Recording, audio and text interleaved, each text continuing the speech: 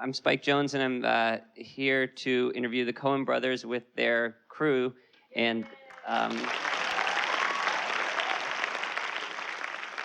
so the order of what today is going to be we're going to show some clips for the film pertaining to cinematography, and then bring Roger Deakins up with the Coen brothers, and then we'll do the same for the sound team and then the production design.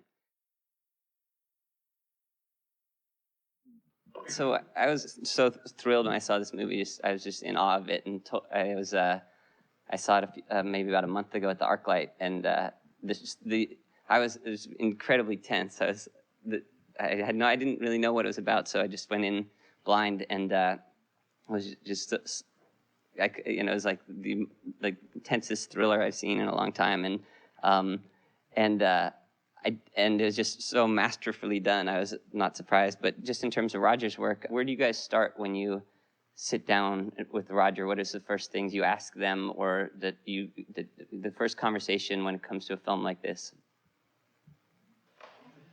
It's a really good question that none of us can probably answer. We don't talk much anymore. It's true. Well, I guess I could say a couple of things. One is that we still storyboard our movies pretty much, the whole film before we start shooting. And we've done different, depending on how much time we've had with Roger ahead of time, there's been different sort of, at times Roger's been involved in that process from the beginning, and at times we bring him into the process after we've done one sort of rough draft of the boards ourselves. So it sort of starts, and I think, with us in a way, with after the most general sort of, discussion about what it is that we're doing with the storyboards. When you read this script, what are the ideas you came away with after you finished the script, or what was your sort of?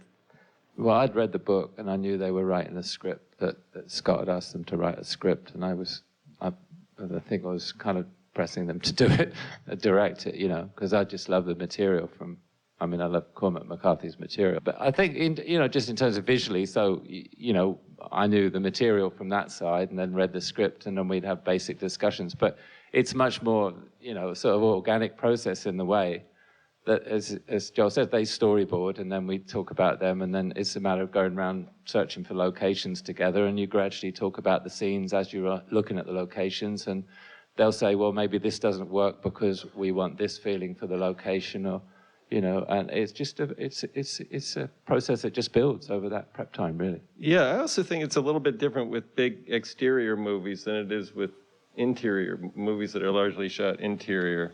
Like, I know the discussions we had about this were quite different from the ones we had about Oh Brother, just in terms of like when we would go around and look. On this one, it was all about why can't we shoot the whole movie at 5 p.m. And on Oh Brother, it was all about how do we get rid of all this green. And it was sort of, it comes down to sort of really specific things like that, So it was, you sort of proceed. I think we always proceed from a point of view of, actually the two things those movies have in common was an attempt to sort of mute the palette from the very beginning, which was very much sort of part of the discussion. We didn't want it to rain in Texas because we liked the color, that sort of brown ochre color of the vegetation. And in Oh Brother, we were sort of searching for a way to photograph the landscape so that they weren't as saturated. So how do you do that? Was that mostly done digitally, or did you guys? Well, Roger did a lot Brother of was the digital. Yeah, we felt we couldn't do it in the lab, and the digital DI idea was just coming into its fulfillment, like. And Joel said, well, let's take the risk. So we did some tests, and the tests were really kind of difficult. But we said, well, we won't be going into post for another 6 months, so we basically took the risk on the tests that were sort of rudimentarily. They sort of worked pretty well, so we took the risk. And is this done in DI too? Yeah, this is done in DI. But, there's very little done to this, actually, in the DI, most of it. We were lucky because in Marfa, Texas, and then in around Santa Fe and that in New Mexico. And we're lucky it didn't rain. Everybody was praying for rain, all the locals, but we were praying it would stay dry. It felt, a bit terrible, really, but it did stay dry, thank God, yeah. And speaking of time of day, there's a sequence where he goes back to the shootout, and the other, the guys in the truck show up and chase him, which was done.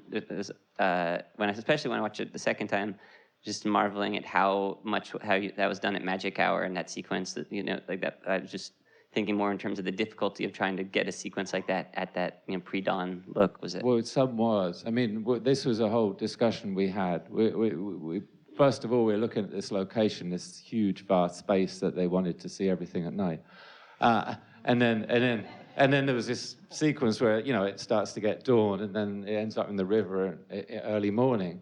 And so, but again, because the guys have storyboarded it, you can kind of work out a sort of battle plan of how you're going to do it.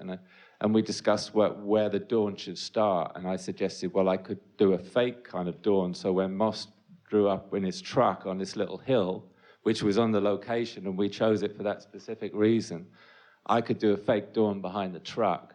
And then the real dawn was sort of coming up in the same direction. So we could segue in then to Moss running away and the bad guys coming down the hill. So, and then you've got this storyboard of all the shots, how the sequence is going to work. And, you add things and you mess around with it as you go along. But you've got this sort of, you work out this battle plan. In the evening you'll do this shot facing west. And then in the morning, after a night shoot, doing the stuff that we could fake the dawn, you'll do something shooting the other way. So, because I was trying to get everything backlit to get sort of a contrast and a blackness to it. So, that's basically what we do. We work through everything, and it's such a great help that everything they're so clear about what they want, how they want to see it, But that's true. That was shot over, I don't know how many days. The pieces of that were over many days. Many days and many locations. At dawn and at dusk, just getting a few shots at dawn and at dusk. To try and piece that together. And then a little bit of it in the river was done second unit. At dawn or dusk too? At dawn or dusk, yeah. We bracketed things together. Like we had like 3 nights of shooting to do the night stuff, I think it was, at the drug bust. And then in the morning and the evening of the night shoot, we'd do pieces for the chase. And then we found this location to do where Chigurh comes over the bridge and shoots the bird, which was on the river, where we wanted to do the chase with the dog. So again, we would do a dusk shot on the river, then we go and do a night shoot and come back and do a dawn shot. So it's you figure kind of a battle plan to get it, but it only works because they know exactly what they want and what shots they need to cut together to make it.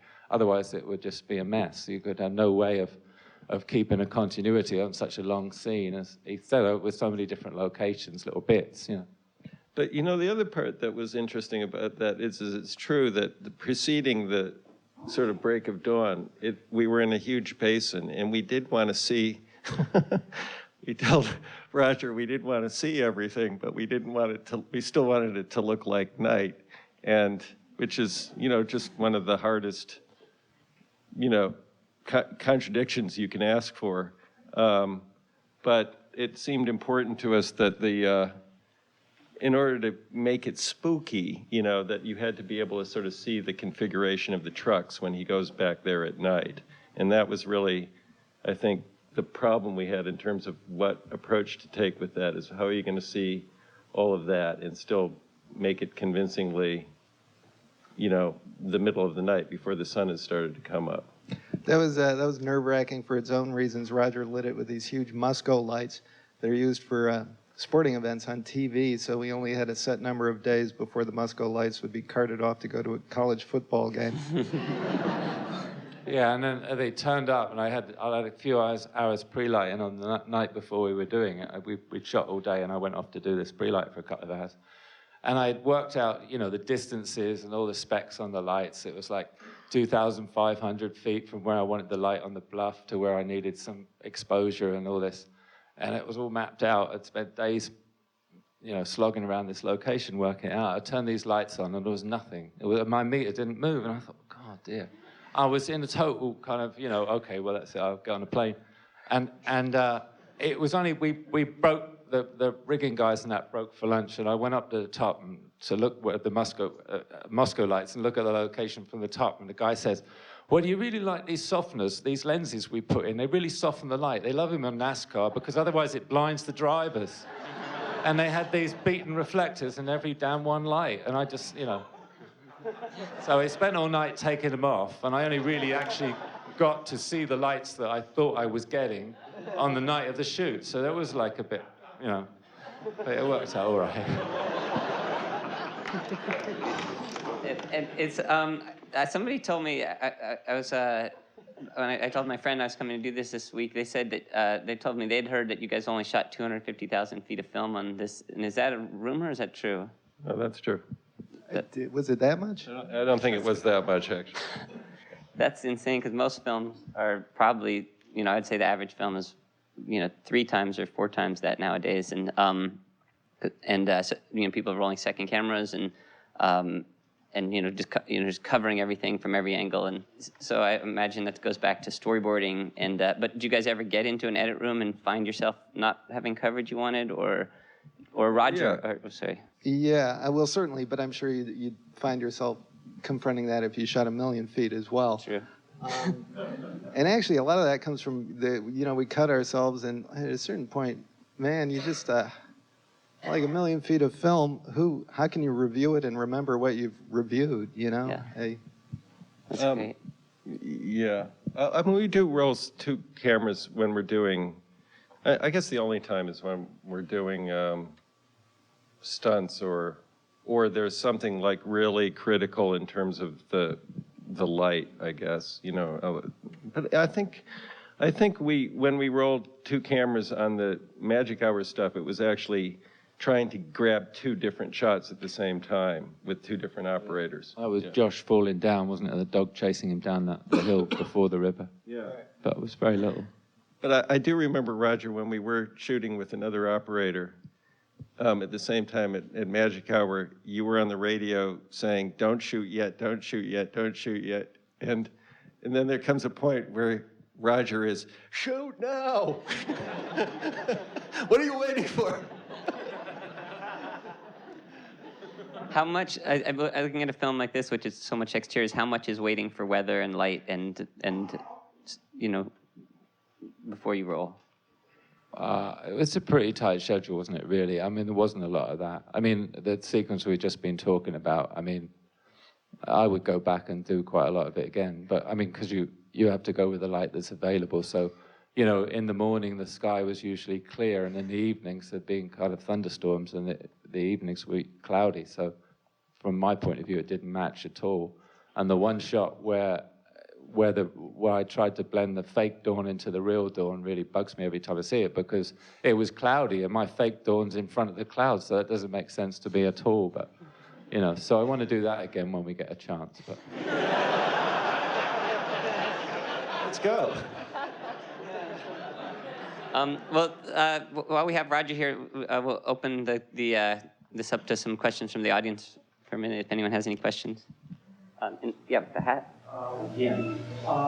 Is there any major difference between between the book and what you actually did as far as the story and the No, it's pretty close to the book. I mean, there are, it was essentially, the adaptation was a job of editing, because you can't, things that were lost from the book. But in certain,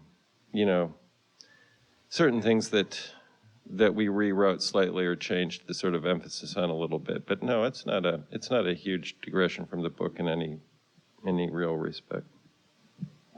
One more question. Can you guys hear the questions that are being asked? No? Okay, we'll repeat them. In the back there, yes, sir? Yeah, how specific are your storyboards? I'm sorry. How specific are your storyboards? Are they shot by shot, or are they generalized ideas? And are you guys also shooting video at the same time? And do you do any on-set editing to get an idea of what it's looking like? How close to the storyboards are the shots, and do you edit on camera with the video tab? I mean, on set? The storyboards are pretty they are specific shot by shot, but you know, we kind of sometimes just throw them out when we're on the set. I mean, especially simpler scenes, non-action scenes that don't have to be kind of choreographed. Yeah, I think we like having them there, even though, to be quite honest, it's true that we don't look at them much once we start shooting the movie.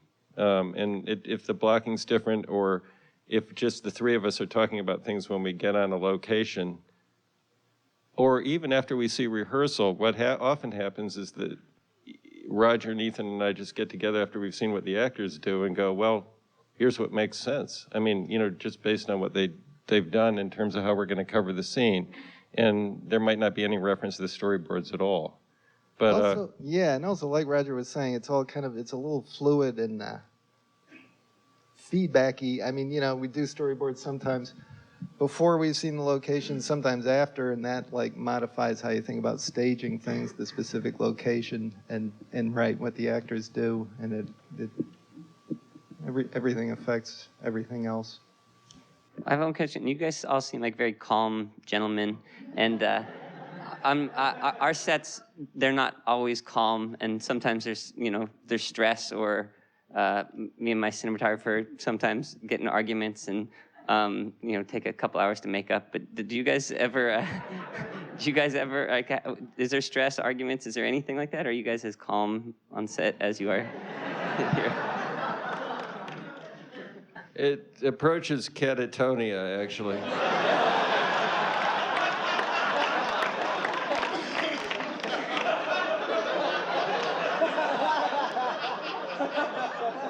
Roger, anything to add to this? No. Just one time when I first started working with the guys on Barton Fink, it was funny incident. We were just doing a shot of this, the brass ball of a bedstead falling off and running down the carpet. And I would set this shot up as I thought the storyboard. You know, I'd put it there on a sort of 32 or something. I didn't like lenses as wide as they always used before I came along. And Ethan would come in and say, I think you were saying, oh no, wider, 18. I'll put the 18 on. And Joel would come in and say, they never came in together. Joel would come in and say, no, I think it's got to be longer. What are you doing? That should be tighter on the ball with 50. And this went on for about, a few times till they actually got in sync and got on the set at the same time. I just let it happen. I thought it was really interesting. But it was about the only time, I remember they actually had a different version. Otherwise it's like you could talk to, you could swap between who you talk to get the information. Yeah, that's what I've heard. One other question while we're here is, I heard Fargo, this might be a rumor too, Fargo was all shot on one lens, a 27 millimeter. Is that true? No, it was mostly shot on a 35. I don't know where. No, because we decided it wanted to be more observational and we weren't going to move the camera, so we decided to shoot it on like 40 or 35. But the first shot we did, I remember, was on a 32 mm and it was a 150-foot tracking shot. But at least we kept to the idea vaguely, And what about this? Is this film mostly a set of lenses, or? It's usually the case that we end up. That's an interesting thing about how you start out on a movie, I think, is you find yourself gravitating towards one lens or one sort of general family area, focal length, that you kind of discover is right for much of what you're doing. Of course, there's always, there are exceptions all over the place, but that does tend to happen, doesn't it? Yeah, I think this was mostly like a 32 and a 27, really, yeah. Well, I'm getting the sign to cut it, but I would love to stay here and talk all day. But thank you, Roger. Nice to meet you. Thank you, Skip is the sound editor and mixer and the boss of the team. And Craig. Thank you. Craig's the sound designer and mixes also, and Greg's the mixer, and Peter is the production on set sound. And Peter, you've worked with these guys since their first film. Have you worked on all their films? Since Blood Simple, well, with a couple of exceptions, the French movie and some other small moments here and there. Wow. The Armani commercials. And it seems like you guys have worked on many of their films. Skip. Skip has. All of them, All of them. right? Yeah. And so one of the things I noticed, especially in this film of theirs, which is there's so many sequences that are sound and picture driven without dialogue, is the tone. Like when you see it in a theater, and even in with just showing clips, where the movie gets laughs. You don't know when they're going to come. And I guess there's a question for the Coens as well as you guys. Are you guys aware of where the laughs are going to come, or is it different in every screening? And is it and how does sound? It seems like sometimes, just like the unscrewing of the light bulb sound gets a laugh, or like these small little details can get a laugh in a film like this. Which is that something you guys are aware of, or? It's really interesting. It's not really, and especially not in a movie like this. And it just reveals itself once the movie is finished. And since we didn't know, there wasn't any sort of conscious compensation in terms of sound design or levels or any of the rest of it, because we didn't know. And yeah, it is different, I guess. Don't you think it's a little different from audience to audience, although certain places are sort of consistent?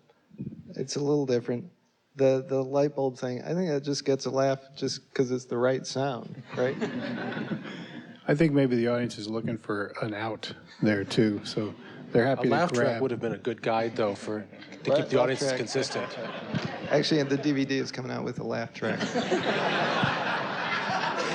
But the sounds that we and Skip always think are funny never really get a laugh, like the hubcaps Skip always puts in, the sound of the hubcap spinning on the ground, diminishing wobbles. Or, it's also true that we often say to Skip, we'll say literally, we need some funny sounds here. In this movie, were there any specific things that, Aside from the light bulb? aside from that part where I think the car crash was a funny sound for us at the end of the movie. We laughed every time it happened.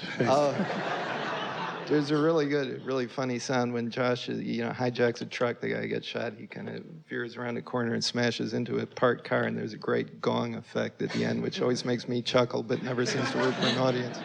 And has the gong effect gotten a laugh with audiences? No. But so when you guys sit down and first, I guess, watch a cut at some point in the process, how early are you guys brought on, and what are the conversations like, or is it similar to how they were describing conversation with Roger Deakins, which sound like there's very little to none? Basically, I read the script usually around the time they start shooting, and then I always try to go to the set, even though I hate going to the set. I always try to go there just to try to tease them about something. And we usually talk about sports or food. And then during the editing process, they start asking us for material. And Craig and I start making sounds and reviewing the sounds. Sometimes we review the sounds as they're shooting that Peter's recorded to make sure that everything's going to be good and to figure out how much ADR dialogue replacement will be required down the road. But we basically don't get on board until they start cutting, and we don't really start working until the director's cut is due. And then we basically, from that point until the film is finished, we get to a really nice trial and error period where we get to make material and give it to them. They put it in the cut as they're working on cutting the picture. And then we can sort of figure out what things are working and what things are not. And hopefully by the time we get to the mixing process, we've figured out all the big questions. And of course, the sound effects that we've given them help them get the cut to work properly as well. Peter, are you on set? Obviously, you're doing dialogue. Are you also looking for other things to give Skip and the team in terms of ambience or specific sounds of doors and floors and? Well, I try to get all the things that I know will be hard to recreate afterwards, little bits and pieces. If there's period vehicles, I try to get that stuff. But as they were discussing with Roger, when you're shooting the entire day's work in the 5 minutes between 5 and 5:05, sometimes there isn't the chance to say, well, wait a second, we would like to get another door slam. Yeah. But we try to get as much as we can. We always try to record a version of a voiceover if there is one, and then later on they can determine whether that is what they want to use or something else. And in fact, that is, we did use the voiceovers that we recorded on the set with Peter in the final movie. We didn't end up replacing any of that. It's actually usually kind of better because, the actors are kind of thinking about the part then as opposed to 8 months later. Yeah. So going back to tone and like when you guys are sitting down first brainstorming about what the movie's going to sound like, what were the sort of philosophies of what you wanted it to feel like or sound like and for this film? Well, we have, since we've worked together on so many movies, the spotting sessions that we have tend to be very specific about very specific sounds that they want to work for the cut and for the movie. And then there's a lot of referring to other things that we've done. And then I take all that information back to my computer and type up a list of scene-by-scene description of what we talked about. And I try to regurgitate the reference material into actually something that Craig can understand. And then Craig and I get together, as we just did up in San Francisco, and we go over the list of all the requirements for the movie and all the sounds. And he, of course, already knows what to do 99% of the time. And it comes down to explaining the very, very specific things that they've told me. And then Craig will go about the process of compiling recordings, both making recordings and also of stuff that we already have recorded for other movies. And he'll start making sounds to deliver to them to put in the cut, as we talked about. And then we're on our way. Yeah, I think the first thing we worked on was the air gun, perhaps, and the silent shotgun sounds to put in the cut. I think that's the first thing I remember. Yeah, those were really specific sounds. Those were ones that we basically said to these guys, we don't know what this is supposed to sound like exactly, but we wanted them to, basically go off and try different things and then that we could put up against the picture and see if they seemed right, because it was this strange, really strange contradiction that we wanted, which was something that was impactful and startling, but was supposed to be coming from a silencer, So we talked a lot about the sound itself, and then we talked a lot about what the sound could do in the room in terms of reverberation or just the concussion of the, thing. But that was, you're right, that was a big thing. Yeah, and also, for me anyway, another big thing was the non-use of music throughout the film. Normally, I'm working away on the film, and I know that at the end, there's going to be music added, so whatever I'm doing is not going to be what we hear. Whereas in this film, the stuff that we did at the beginning when we started working is what you hear. And so we could really refine that, and the detail and everything was all there. I knew exactly what we were doing and what it was going to sound like. I didn't have to wait until 2 weeks before we start our mix, and there's music all through here. All that wind we did? Forget it. Cut. Where I work with Carter Burwell and whose work I love, especially from these guys' work but he did. There's supposedly 20 minutes of music in this film somewhere. Is that true? No, we said to Carter we wanted him to write. Agent, I think. There's virtually no music in it. We wanted him to write a piece for the end credits, which was an unusual assignment, when there's no preceding music. But actually, what Carter did do in the movie, and what he has done with Skip on other occasions, but it was much less in this movie, is he did some tonal things that are almost like sound effects in the same key as keying off of sound effects that these guys were doing, which are very subliminally under certain scenes, and they're not really music. They're like notes or bending notes that are just sustained and are mixed very, very low. And it's, I think, only 5 times briefly in the movie, aside from the, so I don't know if you'd call it music. It was funny, after we screened the finished basically finished and mixed version of the movie for the studio. Some department asked for a cassette of the music for the album.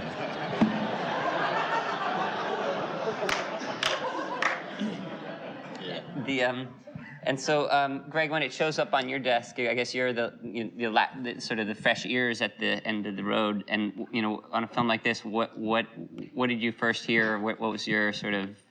Well, it was pretty together before it even got to me. But the thing that I noticed is, again, with the lack of music, just how much you could really hear the nuance and the detail in in sound effects and wind and ambiance. And sometimes it's not so much what you hear, but what you don't hear. And the Coen brothers have a great ear for that. In fact, I think a lot of the time they were just getting us to kind of pull back on stuff and getting it to a quieter point, especially in the last scene that we saw. I thought it was very effective too. So. I guess we'll take some questions from the audience. Yes, in the front here. Yeah, I had a question in that first clip where it's Windy comes up on the phone and it's sound on the way down into the cowboys in the dirt and the sound of leather moving. Those are sounds that I really associate with classic westerns, and I was wondering, were those sound changes environmentally driven, where it's just windy up from the hill and it's quiet down there, where you're trying to link kind of the Mexican standoff idea with the walking and the measured kind of depth? So she's asking, were they intentionally referencing Western sounds in the desert with the boots? Well, as far as the feel of, for me, it was going more for the atmosphere vibe. When he's up on the top of the hill and you have a wind going and you cut and it's quiet and you just hear the boots. I wasn't particularly going for the Western kind of feel, but it was definitely, and it happens in other places in that sequence where the atmosphere shifts. It's still the same kind of place, but it feels different. It feels different in time, or it shakes you a little bit, I think it almost feels like score in a way, the way that it changes. Yeah, and you're kind of on edge, puts you on edge. You don't know what's gonna happen. There's nothing to tell you what's gonna happen coming up. There's no music to lead you on. That was more the intent of that kind of thing, where it would just build up and cut off, and then or start in a scene quiet and build up through the scene. As a viewer, you never know where the movie's going. It's a movie that you have no idea what's going to happen. Especially because it's sort of, there's two movies going on. There's the sort of unstoppable killer, and then there's the more existential, the unstoppable existential. I don't know. Joel, you could probably explain what the movie's about. No, I couldn't, but I know exactly what you're talking about. Ethan, can you? We work with what we're given. Scott Rudin gave it to us. Maybe he can explain it to us. Scott. In the front. In terms of the wind itself, was it a factor in trying to get on-set sound? I mean, when you're on that open plain, there's got to be a lot of wind. It was a huge factor, and it's also, the complication was it was also incredibly variable. So sometimes there'd be this nice wind going underneath, which we'd find a way to deal with, and then sometimes there'd be no wind at all. And so I'm sure that some of the wind that was put in helped to smooth over the differences between, the different wind speeds. But yeah, it was a factor, not just for sound, but for work. Because big gusts of wind would come up, and there's a great scene in the very beginning where he's running, where you see thunder and lightning in the background, and it's not a digital effect. That when the storms were there, we were just at the subject to the weather all the time. Okay. Yeah. This is not really related to sound, but I have a question as to why didn't, when he was in the hotel room, why didn't he use the train lock if he was, is that a macho thing, or what? This is a question that's been bugging her. Why didn't he use the chain lock in the hotel? I don't know. That's a good question. Peter, do you know? Would have done that totally differently. Yes, sir. It seems like you pay a lot of attention to the pacing of the film, and I was wondering, was this something that you were actually trying to achieve, as you were filming it, or was it more in the editing process that came about? Was the pacing something intentional when you guys were going in? I think it's more in the editing, but I have to say that it's one of the things that this sort of system that we used on the last movie, where all these guys were giving us material to use while we were cutting the movie, really helps you refine that process of, as finding and establishing and maintaining the sort of pace that you want and knowing how far you can push the scene in terms of tension. And it's really true, even in terms of like the backgrounds that Craig was talking about, winds, that cut out or cut in to give you a sense of time cut or location cut, all this and specific background sounds and specific effects are like, timekeeping things. That's like becomes part of how you think about the movie, especially this movie. I also thought about it, like there's a couple of times where Chigurh off camera is doing something, like there's a scene where he shoots the lock out of a door, puts down his canister off camera, and doing the sound effect, I was just like, well, the pacing of this movie is such that he would just clunk, clunk, put it down. It wouldn't be a hurried action of a guy who's going in to kill somebody. It would be his action, and the whole movie just leads you to that when you're working on it as well. Even on the simple off-camera sound, it was clunk, clunk, and then he walks in the door. Yeah, it's one of those, it's very different from the way we used to, well, the opportunities there in terms of using sound is very different. It's very rare. And also, but it's also the tools that we have now to be able to sort of integrate it are so much easier now than they used to be when we were cutting on film. And it definitely affects picture editing, I think, especially in a movie like this, in a positive way. Yeah, the sound is a huge character in the movie, and the time it's given off camera or on camera is, I would imagine has to be because you were getting the elements as you were cutting, and is there, let's go in the back because we haven't, the red hat there. You've already touched on the subject a little bit, but I just wonder for the Coens, at what point did you make the decision to not really use a score for this film? And seeing as how they're so prevalent in some of your other films, where did that process start, and where was the final decision made? So at what point did you guys decide not to use a score in this film? I think it was the first time we screened it for ourselves, Skip. These guys did a mix for ourselves just to look at it cut, and without music, it just seemed to play well. Yeah, actually, Ethan's intuition about it was even preceded that. It was when we were first starting to put the movie together, and he said maybe this movie doesn't want to have any music, but I think what we did was we sort of made the final decision not to after, as Ethan was saying, after we screened it the first time, and we went, okay, because that kind of is it seems sort of like an up and down thing. You look at a scene and you go, it either seems to need music or it doesn't, and it's not usually a lot of gray area, There's the big musical number in this movie, like all the, and I was sort of hoping it would do for Norteño music what, Oh Brother did for Roots music. I guess that hasn't totally come about yet. Yeah, it didn't happen. We were hoping for the best song nomination. I don't know this reference. What is it, Norteña? It's the, essentially it's like a mariachi band that's playing in the square, but it's a certain kind of mariachi. It's from northern Mexico. But yeah. Yes, sir. I'm curious about the dogs. There's species of dogs. I'm wondering, it's not to do something, but is it a symbol of something? Is it The prevalence of dogs. What does it mean?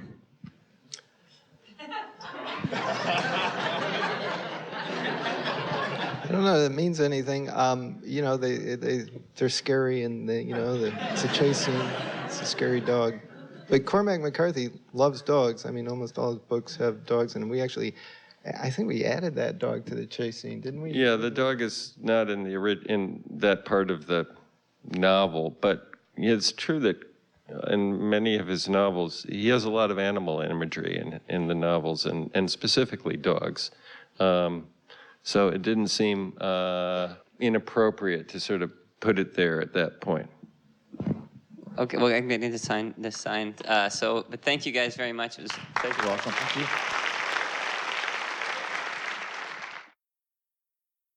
Jess, this is your first movie with these guys.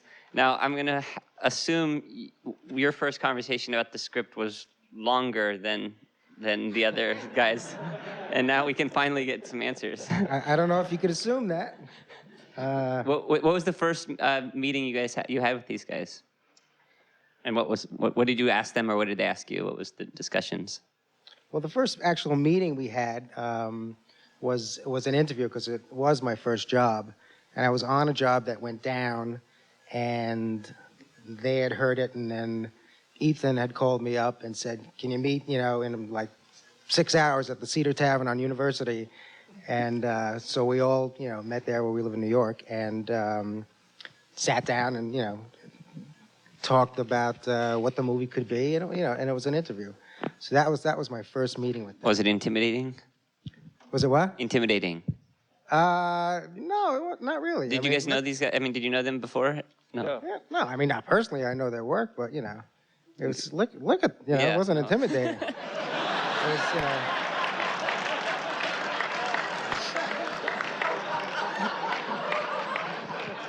And what was and what were the discussions about the project, or what were they looking for production design wise? I mean, there was a lot of things that were very descriptive in the book that we knew we had to do. All the picture cars, the murder weapons. So it was just a matter of going out and finding these, great locations that could tell us story of West Texas, and we actually shot it mainly in New Mexico. So they had done some scouting before I'd even gotten on, and had some ideas of where it might go and how we might get it done, and then we just collaborated on that. And I kept bringing in research, stopping by their office and say, what about this? And then they would respond to it, or through email, and just arrived at what that look of 1980 could be in West Texas, and what are the colors of it, and what is the palette, and are we going to stick to it? So that was all the conversations that we had, and then they kind of left me alone for a while, and I went to New Mexico and found a lot of locations and generated models so we can look at it and examine the whole thing, and it was just sort of like a process like that. And Ethan, the color palette seemed to be funny to you. Was there anything specific? Just because Jess is a palette Nazi. I really am. What was your?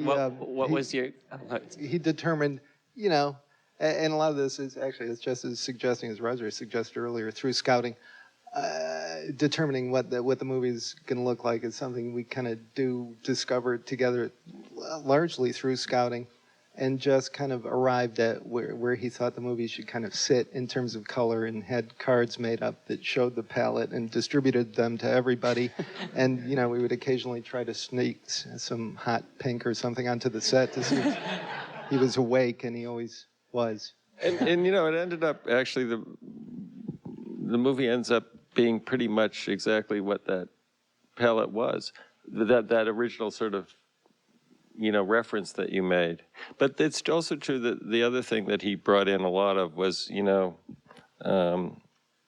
lot of photographs, research photographs in terms of not just, I think it wasn't just from the point of view of period research, but also just in terms of sort of feeling, in terms of the design. So, kind of like, well, this photograph is kind of what the idea that we're going at. Which photograph? Well, no, I mean, he brought in lots and lots of stuff, and then we would kind of look at lots of stuff and edit through it, and, Just in general, for going through photography books that I love and photographers that I like, I mean, I Xerox it off and, bring it in and say, what about this? And that just stems a conversation. What about... Which photographers? Eggleston, there was a lot of that in there. And just what about, the rhythm of this, shot, this photograph? Will it work for this scene, So there was a lot of that. But we do discover, we discovered most of the movie out, scouting around. And it was a process of elimination. And what could we do? What could we afford to do? How are we going to do it? And So that was the main. That's how we got into the design process. That's how we got it executed. And like in looking for a location for the shootout, which is a big location, what were you looking for, or what did you want it to feel like? And because that's something you can't really build or affect with art direction, so you've got to find. You mean when he's running around in the town and then he gets in the Oh no, the I was truck thinking or about the sort of where the drug deal went wrong. Oh, the basin where the cars are or the trucks are. That was one of the few big exterior locations. In fact, maybe the only big exterior location that we did that was not in West Texas. That was actually in New Mexico. Pretty much, or most of the other big stuff that's exterior we shot in West Texas. And I don't know who found that originally. Jess found a lot of those places initially, looking around for places that... Yeah, well, that was one, we had to match that for Marfa, Texas, where we shot for 4 or 5 days at the beginning. So that was a big concern of mine and of everybody's, how we're going to match the terrain. And it is, we did get lucky because it didn't rain and it did stay brown, which was what we needed for the movie. But we chose that, I don't know, we stumbled upon that location, I think, from the top, and it was this great, giant, big basin. And we got down inside of it and said, yeah, this is where it could be. And then just figured out the rest. And there was a lot of, some people think you go in and just shoot, turn the cameras on and everything. But that was one of my biggest sets, I think, just figuring out, taking shrubs out and replanting them and just configuring the whole thing and finding those old Broncos and making them look new. And getting them in there without disturbing the terrain and, just mapping the whole thing out. And again, it goes back to the storyboards. It was just, you could just, those are the instructions and we stuck by them and it worked out. And what were some of there's some great props in here that what were some of your favorite props, or which props did you keep at the end of the movie? Well, the cattle gun was obviously the best. And that, I don't have that at home. Scott, I promise you, I don't have that at home. But that was, I found, they don't actually, those things are charged by a CO2 cartridge.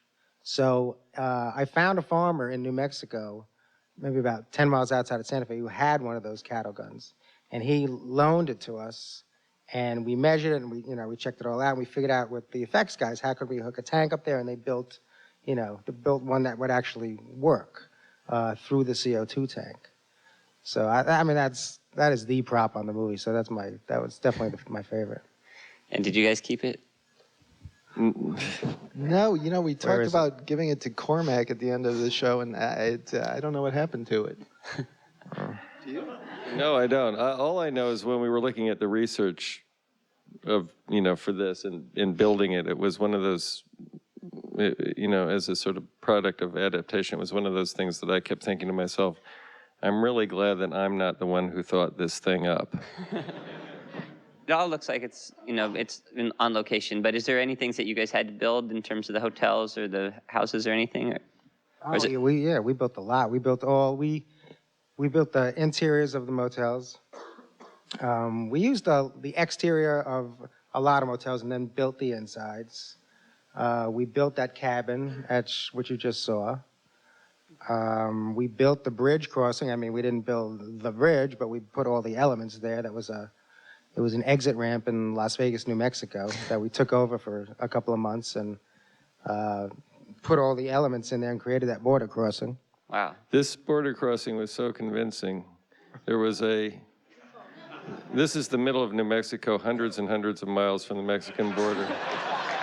There was a 7-Eleven nearby. A woman stopped in, very upset and screaming at the proprietor, I'm on parole. I can't go over into Mexico. Wow, good job, Jess. That's good.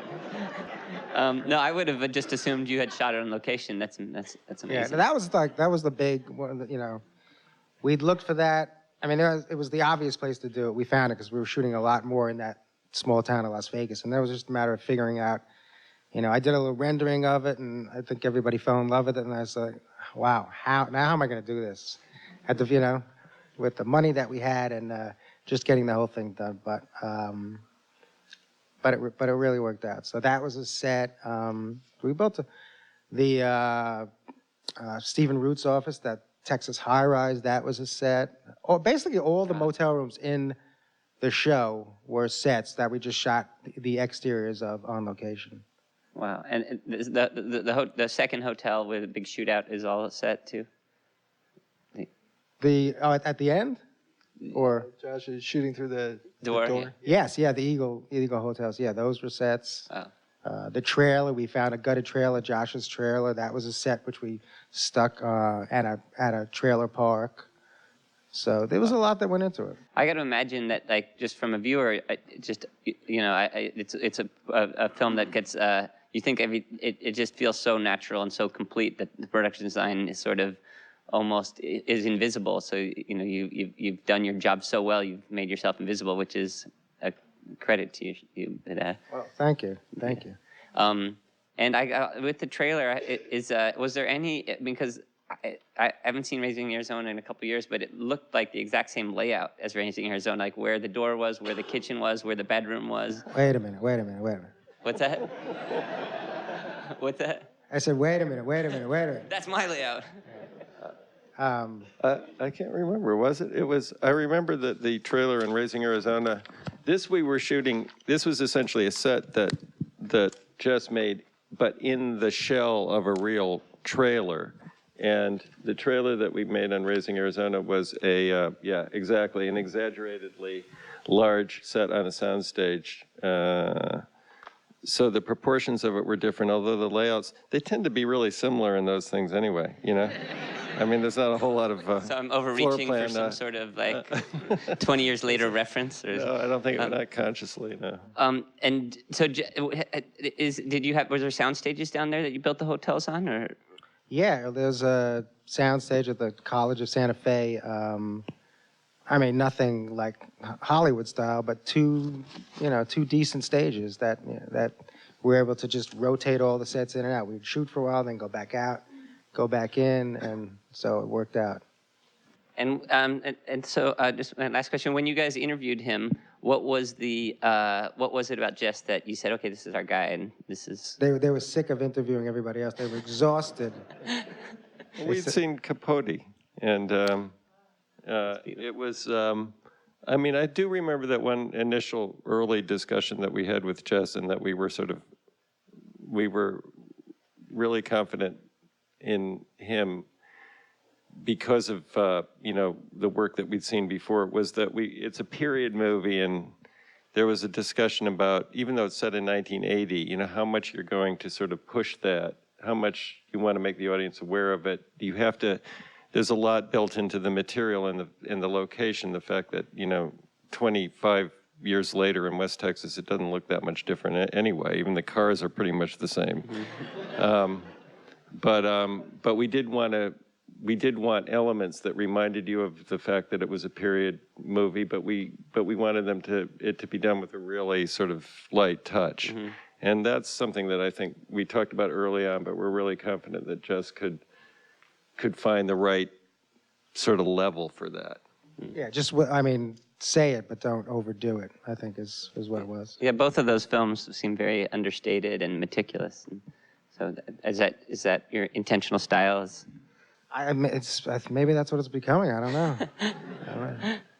Well, let's see, questions for Jess. Yes. In the final scene of the movie, I found items on that table as heavy as the dialogue. I was wondering if there was thought behind that, or am I just saying? The items on the table in the final scene. Yeah, behind where he's giving the speech, there's like a ceramic clown. You have to talk to Nancy Haig about that decorator. But no, you mean in Tommy Lee's kitchen? Yeah. No, there was no great significance. No, I think it might have been what they had in the house. That was like one of the last things we shot. But no, it didn't mean much. I do remember a silver coffee urn that we kept seeing ourselves in the camera in on the table. Yeah. Yeah, I was wondering, with this film, you know, in your progression of filmmaking and your vision, was there something specific that you set out to do differently with this film? Like you said, you know, this time we're gonna, you know, was there something specific in terms of your vision that you set out to do differently with this, like a goal or an expectation that you had specific to this film? Like better coffee, or? Different. So this film, was this anything? This had, it had been a couple of years since your last film, and in those couple of years, you guys. Well, I'm not quite sure. You know, if you're asking if we in some way related them to our other movies, no, we never do. I mean, it's from a novel. You know, a novel by a great novelist. We were just, you know, trying to do the story justice, the story that had been given to us. Yes, sir. Yeah, the one thing I was particularly impressed with, like in the big shootout scene, but I wanted to know, a lot of the weathering or some of the dustiness, like in the Eagle Hotel and so on. Once you've done your large big picture, how much do you return to a set, or how do you keep control of some of those fine details that the DP may bring out, like the way light falls across a wall, and there's like this feeling of, to me, dustiness, or any of that. Do you really do you care that much about the final control of how a scene looks, and how do you check on that? Oh yeah, I care a great deal. I mean, that's what it's all about. I mean, you know, it's a. Oh, me myself, no. There's like, I'm usually I mean, the great thing about working with these guys is they're so creative in everything that they do, all aspects of the movie. It allows me to go on and get on to the next thing and get it ready and make it great. So, but there's people there that you know, just make sure that it's still dusty or still crinkled or still torn and whatever. So I usually get it to a point where I love it, and then, you know, somebody maintains it. Is that what you're asking? Yeah, because it just seemed to me like the detail, and there was like a breadth of that dust and decay that was really a part of the atmosphere of the scene, and that's like with the sound design too. Like that thing when he opens the door and the keys are still swinging in the ignition, making that noise. It just adds so much life and atmosphere to it that especially when there's no music score to go along with it or anything else, it becomes the characterization. So. Well, the keys was a specific, I don't know, strike us as a specific sound opportunity. But I think a big part of what you're talking about is what Spike was talking about in terms of Jess's unobtrusiveness. When you build a lot of stuff for a movie, a big part of what you have to do is build it and then age it so it doesn't look built. I mean, that's just a huge part of what, and those textures are a huge part of what preoccupy him. Yeah, a big part of it for me is like when in the big shootout scene, you pop that door open with all those perforations and everything. But it's like, and I guess that's part of your standby painter crew or whatever it is, where you dust that stuff down where it's so convincing. Yeah, I mean, after each take, it requires some sort of a reset, and there's people there that take care of that to make it, you know, like as good or as great as it was before anything happened. Yeah. This has been tremendous. Thank you so much. You guys may be catatonic, but it seems like you just hire geniuses. Everybody seems like a genius up there. So there's some real method in your madness. I just wanted to say, it seems to me the preparation, the primary preparation that you do with the writing and the storyboard seems to be essential to let these brilliant people do their work. Well, you know, we come from very low budget filmmaking originally, and that kind of storyboarding was I think originally the motivation, and to a certain extent it still is, was to sort of be able to maximize your resources by saying to someone like Jess, well, we need these two walls, but we don't need that wall, you know, so you can make it work with the budget that you have, and it's just a habit that we've carried with us, even on movies where maybe we have a little bit more flexibility. Jess, I have to say, has always, you know, on this movie gave us, even within the sort of, and this wasn't a hugely expensive movie, but gave us always options and the ability to change our mind, and a lot of flexibility on the sets that he built, even within some of the constraints that we sort of asked him for, just because we wanted to, we just didn't have that much money. But what you're talking about certainly isn't unique to us. I mean, Joel mentioned Capote, this movie Jess had done, which is a really cheap movie and a really beautiful movie. I mean, anybody, it's just the nature of making movies. Anybody who's doing a very kind of complicated thing, it can't kind of appear the day you show up to shoot. I mean, it's just the nature of making movies. You got to think about all this stuff a long time in advance, especially if you don't have a lot of money to work with. But in any event, that's kind of what anyone doing this has to do.